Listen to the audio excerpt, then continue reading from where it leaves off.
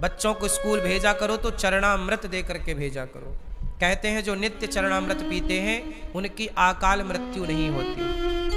अकाल मृत्यु हरणम सर्वव्याधि विनाशनम विष्णु पादोदिकं पीत्वा पुनर्जन्म न विद्यते। कहते हैं पुनर्जन्म नहीं होता। जो चरणामृत पीते हैं, चरणामृत की बड़ी, इसलिए मंदिरों में जाते हो तो मिलता ना चरणामृत, उसे हमारे श्री संप्रदाय में तीर्थ कहते हैं। चरणामृत का दूसरा नाम क्या है? क्या नाम है? तीर्थ। तीर्थ का मतलब भगवान में तो संपूर्ण संसार समाया है। भाई यशोदा मैया ने मुंह खुलवाया तो भगवान के मुंह में था कि नहीं पूरा ब्रह्मांड? राम जी के मुंह में था कि नहीं पूरा? तो भगवान में ये संसार सब कहां भास रहा, समाया सब भगवान में।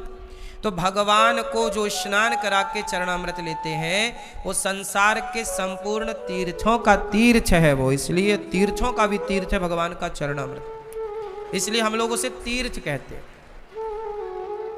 चरणामृत का दूसरा नाम है तीर्थ। सभी तीर्थों का जल है वो एक प्रकार से। इसलिए जब भी चरणामृत लिया जाए, कैसे लेते हो आप लोग चरणामृत? ऐसे नहीं, नीचे कपड़ा लगाना चाहिए अपने हाथ। इसलिए पहले के जमाने में सबके पास दुपट्टा हुआ करता था, चाहे पुरुष हो चाहे स्त्री हो। अब ना पुरुषों के पास दुपट्टा बच्चा, ना स्त्रियों के पास। देखो हम दुपट्टा रखते कि नहीं अपने पास? ये दुपट्टा एक भारतीय मूल परंपरा है। जैसे स्त्रियां साड़ी पहनती हैं तो साड़ी में पल्लू होता है, तो जब भी चरणामृत लेना चाहिए तो दुपट्टा कपड़ा नीचे लगाना चाहिए। ऐसे क्यों? ऐसे क्योंकि कई बार आपने हाथ ऐसे बढ़ाया, चरणामृत लिया तो कुछ बूंद जमीन पर गिर जाती है चरणामृत की। कहते हैं चरणामृत जमीन पर गिरना नहीं चाहिए, पाप है, ये अपराध है। तो कपड़ा लगा देने से क्या होगा? वो पानी यदि चरणामृत तीर्थ यदि जमीन गिरेगा तो पानी ये कपड़ा सोख लेगा, फिर उस कपड़े को आप अपने माथे पे लगा सकते हैं। ये देखो, ये भाव की बातें हैं। तुम पता नहीं उस तीर्थ का, उस चरणामृत का कितना सम्मान करते हो, पर हमारे श्री संप्रदाय में श्री वैष्णव लोग तो बड़ा आदर करते हैं चरणामृत का। हमारे यहाँ चरणामृत की ही महिमा है। प्रसाद चरणामृत मिल गया मतलब है सब कुछ। और चरणामृत किसको नहलाने के बाद चरणामृत बनता है बताओ? किनको नहलाने के जल को, किनके स्नान के बाद बचे हुए जल को चरणामृत कहते हैं? बताओ। है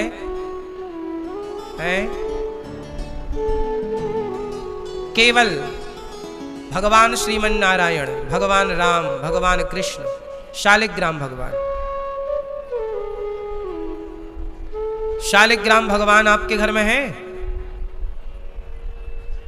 शालिग्राम जी हैं तब तो अच्छा। पहले देखो धातु वातु की मूर्तियां थी ही नहीं। पहले गोपाल जी सबके घर में थोड़ी थे, पहले सबके घर में शालिग्राम जी होते थे। भगवान मतलब शालिग्राम जी, भगवान मतलब शालिग्राम जी। पहले शालिग्राम जी, फिर गोपाल जी। ठीक है, गोपाल जी भी हैं, धातु तो पहले ही से, अष्ट धातु के ठाकुर जी। आजकल प्लास्टिक के भगवान जी लेके चलते हैं लोग, मंदिरों में रखते प्लास्टिक के, फाइबर के। मंदिर में नहीं रखा जाता प्लास्टिक। घर में, मंदिर में क्या होना? मंदिर में शालिग्राम जी हैं और गोपाल जी हैं तो ही वो मंदिर मंदिर है, वरना उसे मंदिर ना कहो। गोपाल जी तो है ही नहीं आपके यहाँ और शालिग्राम जी नहीं है तो काय का मंदिर है? इसलिए तुलसी क्या होना चाहिए? द्वार पर तुलसी, द्वार पर तुलसी और गौ माता, शालिग्राम जी, गोपाल जी। द्वार पर शंख चक्र तिलक, रामायुध अंकित ग्रह, शोभा वर्णि न जाय। नव तुलसी का वृंद तहाँ, देख हरसि कपिराय। इसलिए शालिग्राम जी को स्नान करने के बाद जो जल बचे वही चरणामृत है, उसे लेना चाहिए, भोग लगाकर ही ग्रहण करना चाहिए। केवट ने राम जी के चरणामृत को पिया, परिवार को पार लगाया और केवट ने नाव में बिठाए राम को, प्रभु अब हम पार लगाएंगे, चलो मेरी नैया में लक्ष्मण राम। ओ गंगा मैया धीरे बहो। राम जी को बिठाया, केवट नाव चलाया, नाव चला रहा है। तभी केवट ने नाव चलाई, डगमग डगमग डोली। काहे की नैया काहे की गंगा, अरे कौन की नैया कौन की गंगा, और कौन के लक्ष्मण राम। ओ गंगा मैया धीरे बहो मेरी नैया में लक्ष्मण राम। ओ गंगा मैया धीरे बहो।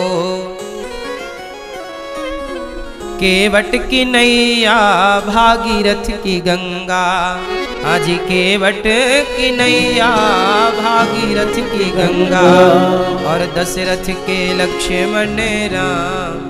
ओ गंगा मैया धीरे। अब जब राम जी बैठे तो केवट ना नाव को थोड़ा बीच में ले जाके ना डगमग डुलाया ऐसे ऐसे। राम जी बोले गिराएगा क्या केवट, थोड़ा धीरे चल। केवट बोला प्रभु क्या हो रहा है। राम जी बोले डर लग रहा है। केवट बोला तो मेरा हाथ पकड़ लो। कितना चतुर है। केवट कहता है कि आप मेरा हाथ पकड़ो। केवट ये भी तो कह सकता था कि लाओ मैं आपका हाथ पकड़ लेता हूँ। केवट बोला यदि मैंने आपका हाथ पकड़ा ना प्रभु तो मैं अभिमानवश कभी आपको छोड़ सकता हूँ, पर आपने जैसे एक बार पकड़ लिया तो आप कभी नहीं छोड़ते, इसलिए आप पकड़ो। इसलिए कभी भगवान को आप मत पकड़िएगा, क्योंकि पकड़ ही नहीं पाओगे। इसलिए पकड़ो मत, अपने आप को पकड़वाओ।